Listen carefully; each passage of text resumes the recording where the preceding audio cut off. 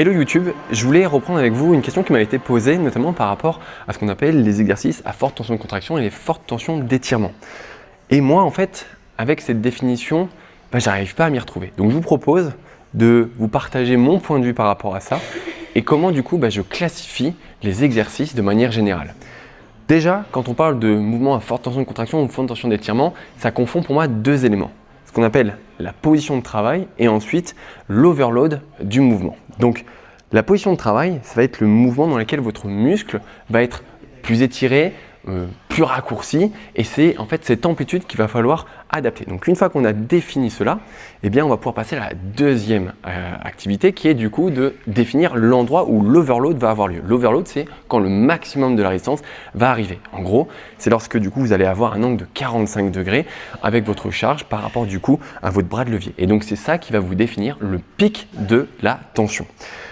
Donc par exemple, quand on prend un mouvement d'élévation latérale, avant même de commencer à faire l'exercice, je vais d'abord définir, premier point, la position de travail. Est-ce que je vais travailler mon faisceau médian sur une élévation latérale au câble dans une position de travail plutôt étirée ou plutôt raccourcie? Pour cela, il va falloir définir ce qu'est pour notre épaule la position la plus étirée et la plus raccourcie. Souvent, on se dit la position la plus étirée, c'est quand on a le bras devant son corps.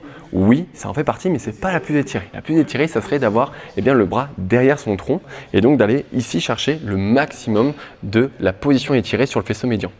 A l'inverse, l'autre côté de la position de travail la plus raccourcie, ça va être lorsque je vais remonter mon bras au-dessus de ma tête et que mon faisceau médian va être du coup raccourci au maximum. Donc typiquement, quand je veux faire un exercice à la poulie avec le réglage de la poulie à ce niveau-là avec le bras devant mon corps, je vais avoir une position de travail plutôt étirée, ici très étirée, et lorsque je vais par exemple faire un mouvement avec le bras qui va partir, admettons ici, et que je vais aller là, je vais être dans une position très raccourcie. Donc ça, c'est la première chose. Donc une fois qu'on a défini ça, on va s'intéresser à la deuxième famille qui est de définir l'endroit où il y a le maximum de la résistance. Donc pour rappel, c'est lorsque votre bras de levier et votre résistance forment un angle à 45 degrés. Donc là, c'est assez visible. Ici, on a un angle à 45 degrés. Donc on peut dire que l'overload sur l'exercice arrive au début du mouvement.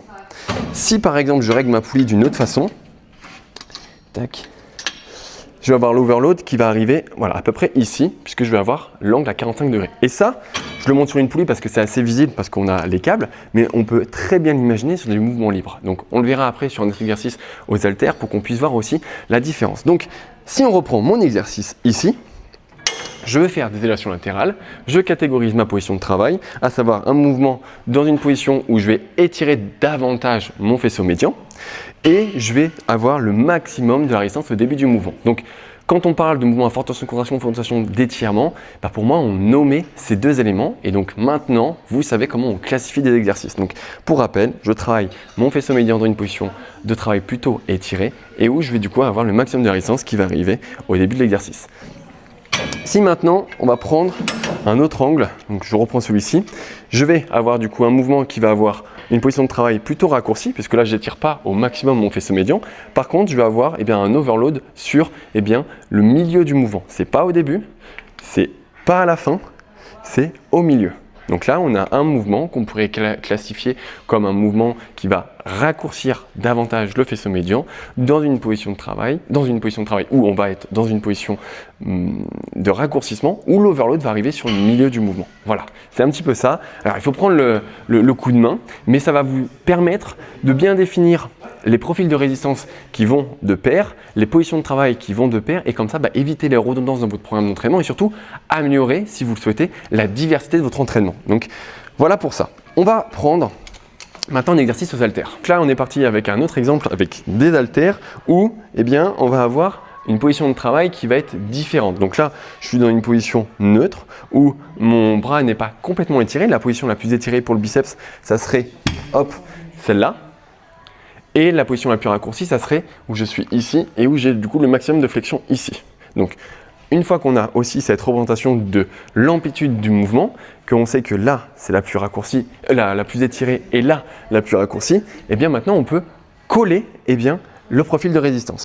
Donc là, on va prendre les haltères et où du coup, quand on va chercher le maximum de résistance, eh bien c'est quand on va faire le mouvement et quand on va opérer du coup notre bras de levier, hop, quand on va observer eh bien, cet angle à 90 degrés avec notre résistance. Donc là, si on reprend l'exercice, on a un travail où nos biceps sont dans une position de travail pas totalement étirée, mais pas totalement raccourcie, donc une position moyenne, si on peut le définir de cette façon, et où du coup, le maximum de résistance va arriver pas au début, pas à la fin, mais au milieu.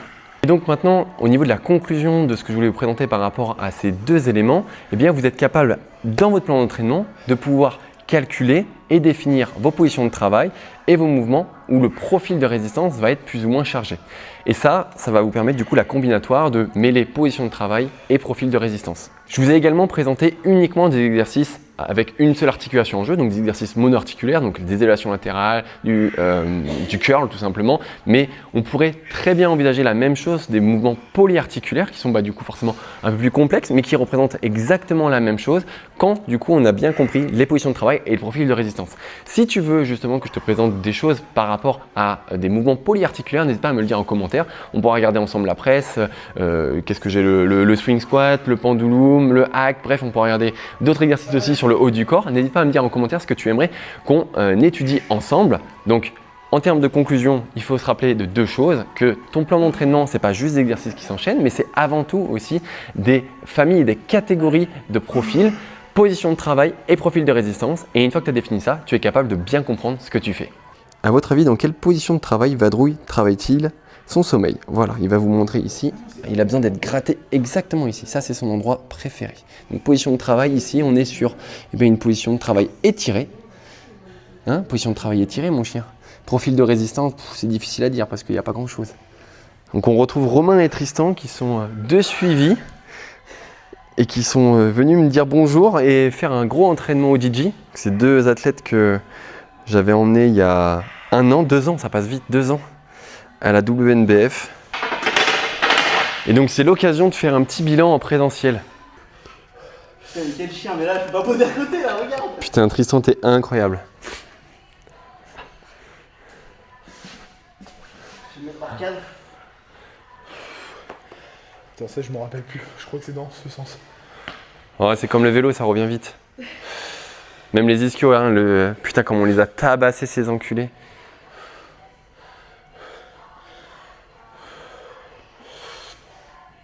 Waouh. Ouais, mais je vais pas poser à côté de toi quoi, j'ai le seum. Je m'occupe de toi après, Romain, t'inquiète. Quel chien, putain. Bon, la bête noire de Tristan, c'est franchement toute la partie centrale au niveau de ses trapèzes là. Ouais, mais c'est pas très bas cette trapèze. c'est surtout qu'il y a une grosse différence avec ses grands dorsaux, mais en vrai, on les tabasse et franchement, ça paye. Hein. Puis surtout, voilà, il y avait aussi des petits bobos au niveau des épaules. Waouh, waouh, waouh, waouh, waouh. Hein? Ça dessouffle avec. Sauf que c'est hyper fatigant le premier. C'est Les cannes. n'importe quoi. Les cannes, je suis vraiment jaloux quoi. J'aurais jamais ça, c'est ok. Très, très, très, très propre. Hein. Mais t'as fait un. Il a fait un round complet là? Ouais, c'est ça. Hein? Ah, mais moi, je suis plus capable. On passe, Complet, hein. on passe à Romain. Allez, allez, allez.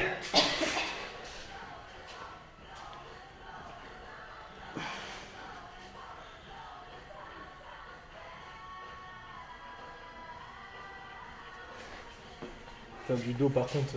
C'est aberrant. Hein.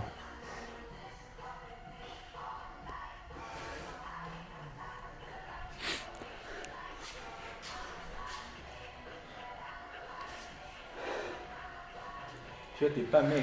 À la limite, t'es plus plat, peut-être, mais t'es pas maigre. Ah, il est plus propre. Il est plus propre par exemple que toi. Ah oui. Mais par contre, effectivement, il a moins de masse. Il est pas. C'est ça. Mais dans le body, hein, c'est ni l'un ni l'autre qui gagne. Hein. C'est l'association des deux. C'est ça.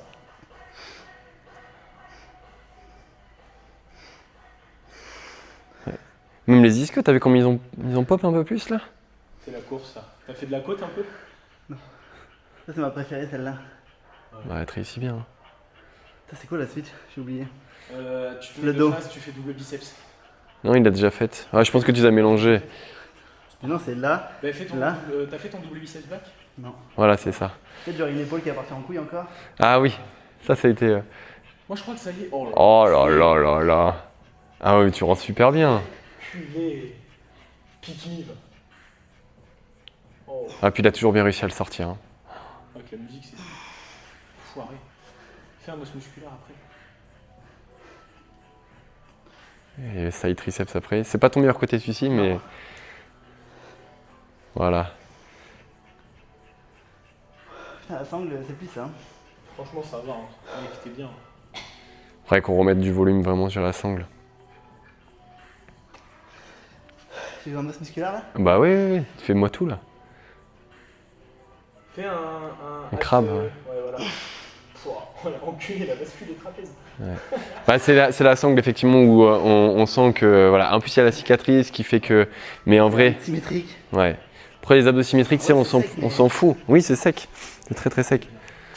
Bravo les gars. Là, ça tombe bien, je suis mieux. Et vous savez ce que je vais faire? C'est que je vais coller cette photo, enfin le rush qu'on est en train de faire, plus du coup le rush de prépa où vous étiez Merde. tous les deux. Bien, c'est trop bien. Ah, ça Viens, va on fait être ça le là, petit alors. reveal. On est. Si tu veux.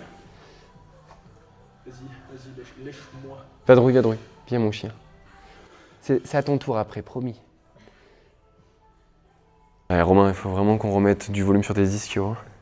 Et, enfin, tes quads aussi de manière générale. Mais ton haut du corps, il est toujours en place. Hein. Celle-là, c'est la mienne. Comment tu fais? Tu fais comme ça?